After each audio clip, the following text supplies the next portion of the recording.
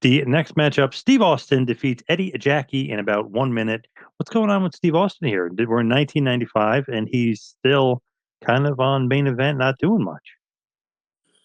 Well, again, how long he's been over now? 2 years? Mm-hmm.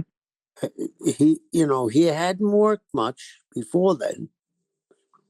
He was learning, and the thing was, everybody saw the potential in him. But, one of the things that WCW and WWF at the time did, sometimes it pushed the guy way too soon and he burnt out. With Austin, I think the company saw what they had and they were going to try to make sure there was no mistakes. There was no backlash. So I think he was in the right spot during that period. Because, when we say Steve Austin, we just think of Stone Cold. Usually we don't know that he's going to grow into that. He's still stunning Steve Austin. And there was a big difference between stunning Steve Austin and Stone Cold Austin. But in 94, he's a U.S. champ. He had feuded with Steamboat for a while. He had feuded with Great Muta. He was absolutely kind of tearing it up with a lot of guys. And then all of a sudden the Hogan guys come in and he's pushed off to the side.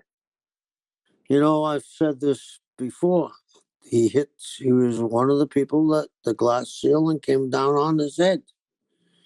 He wasn't one of them. You know what I'm saying? He wasn't, he had no working arrangement with Hogan before this. I don't think he ever met him. We've mentioned before, Hogan likes to be comfortable around the people he works with. He likes to know them. And maybe that's why when it was his turn that Austin wouldn't work with Hogan in New York, right? Right. Absolutely. I guarantee that was the case. With Austin at this point, did he ever come up to you and say, because the story goes that he wanted to work with Hogan and Hogan nixed it, but did he ever go up to you and say, hey, can you squeeze me into something with the Hulkster? No, I don't think so. And I'm sure Steve is a man's man. He would have went to Hogan first. And that's the kind of guy he is. And if that's what I'm saying is years later, if Hogan was the one that said, oh, yeah, no, not today, kid. Payback can be a bitch, John. Mm-hmm. Actually ended up hurting Austin more because they gave Hogan the Rock and then they gave him the world title after that. And, a lot of good feuds and and then Austin ended up walking out. So it almost hurt Austin in the end that he didn't want to work with Hogan.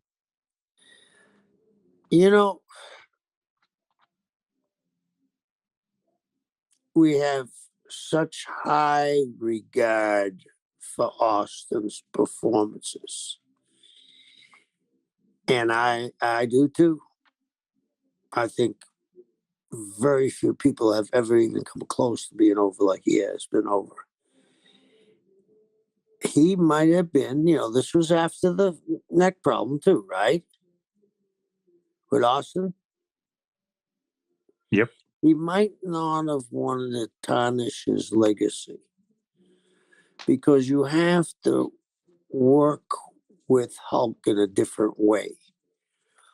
I don't see Hulk going off his feet so gingerly and getting punched the way Austin works, with those rapid punches and everything's quick movement when he's up. Maybe that's another thing he was thinking about. Interesting that those two somehow they were in the same place at the same time for 2 years, never wrestled. Crazy. Thank you for watching the Hannibal TV.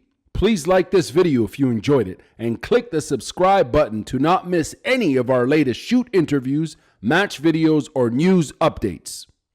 Support us on patreon.com for $1.99 a month to watch our full shoot interviews ad-free and help our channel grow. Follow us on Twitter at the Hannibal TV for instant updates.